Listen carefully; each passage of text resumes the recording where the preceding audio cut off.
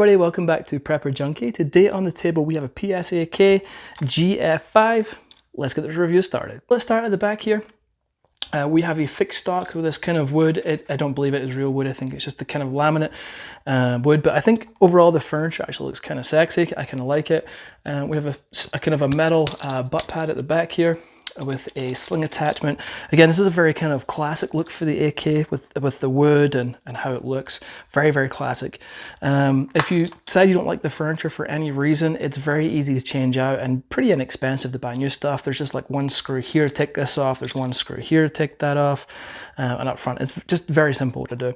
But yeah, on this one, as I say, and PSA does have a bunch of different varieties of furniture. So if this doesn't fit your fancy, click on the link below and it will take you to the page with all of them in there and you can see what they have to offer. But yeah, this is the wood one we have here. Moving along, if you're not too familiar with AKs, this is your takedown button, this is your dust cover, and this is a stamped lower receiver. All the rivets and everything look really, really good. This is your safety right here, safety and fire. So this is fire, safe is up. It does have an extended little tab here, so this is like their enhanced safeties, which makes it easy to manipulate with your index finger. Moving down again, we have this wood furniture. There's no texturing on either side of this one. I could have liked some texturing, but I get it with the kind of the laminate wood. It's probably kind of hard to do that. But again, if you don't like something, you know, just screw here, take it off and change it if you want. So we do have that. I like the AK grip angles. I think they're pretty cool. Moving down, we have a one of my favorite triggers for AKs. It's the ALG AK trigger. It's very nice. It's a very nice trigger. Something, if you have a standard AK trigger, I do recommend upgrading the trigger to the ALG trigger. And let's see here, we got a little bit of take up and then a very nice clean break. Let's do the reset. So here you can see it. We got a little let out and then a nice audible tactile reset. Awesome triggers, highly recommend. They're pretty inexpensive and they're pretty easy to install also. Moving up, standard is the paddle release mags. And again, if you see my other videos, you'll know I'm a huge fan of paddle release mags. I think they're just super awesome and intuitive. And then we have a PSA mag here. PSA started making their own AK mags. So you may get a mag pull or a PSA mag when you order, just depending. Okay. So this is your charging handle, and your charging handle is attached to your bolt carrier, and so this makes this a reciprocating charging handle. And what that means is when this gun fires, this charging handle comes back with the bolt and then it will slam forward. So keep your hands out the way of up here or you'll cause a malfunction and it will hurt your hand. And then obviously just make sure nothing's obstructing it. As if it was a non-reciprocating charging handle, obviously this charging handle would just stay forward, if that makes sense. Moving up, we have some standard AK sights here. These are obviously just out to the 800 yards, very, very typical AK sights.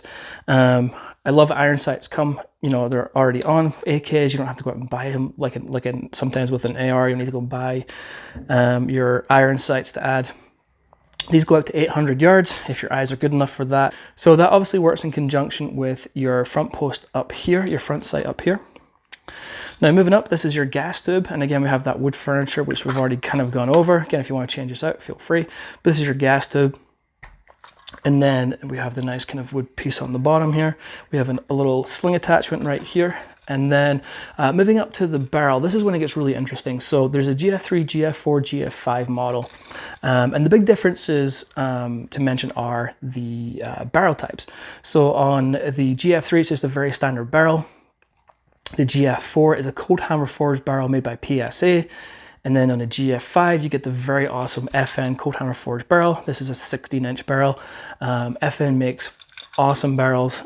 So if you're wondering what the difference between the models, this is going to be one of the big things, is the barrel type. And then we have a typical slant brake at the front here.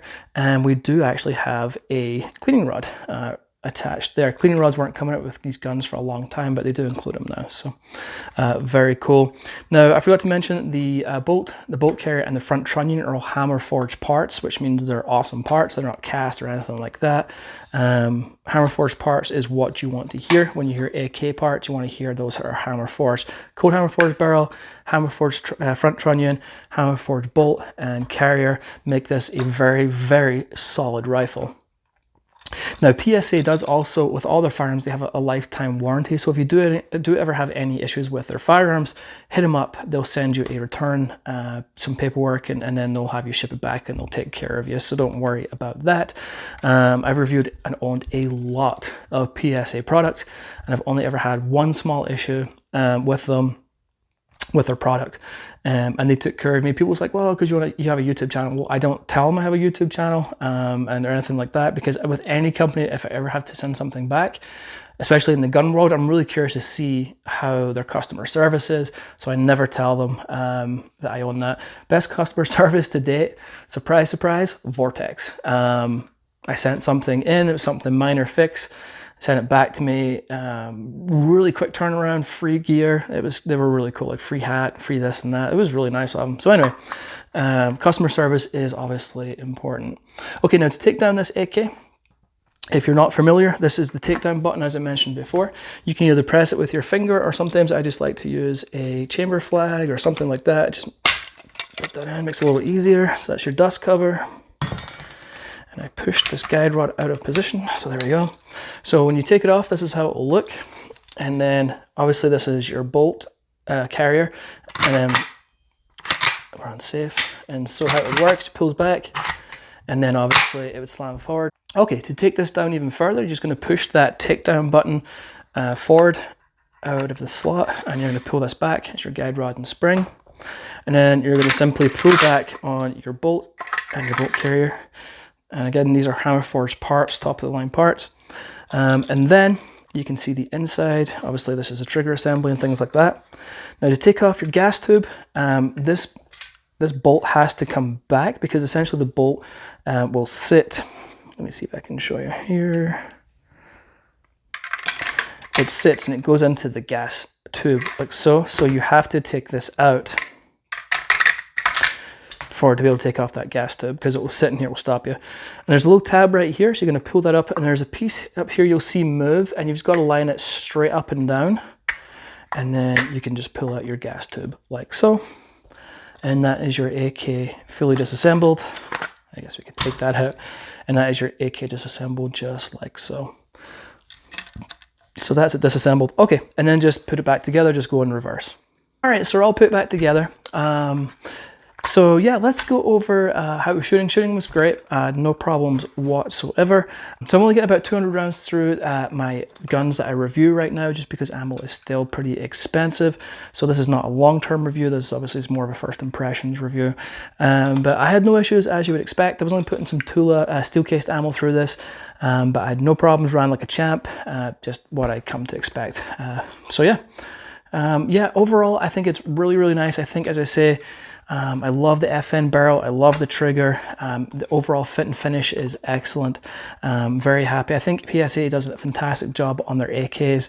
I still think they're one of the best American-made AKs out there. So yeah, very good. Yeah, I have nothing much more else to say on this. If you have any questions, any comments, please ask them below. I'm always happy to help out wherever I can. If you haven't hit that like and subscribe button, please do so. It does not cost you a dime, but it really helps me out, and I greatly, greatly appreciate it. And that's pretty much it, folks. Until next time, I'll catch you later.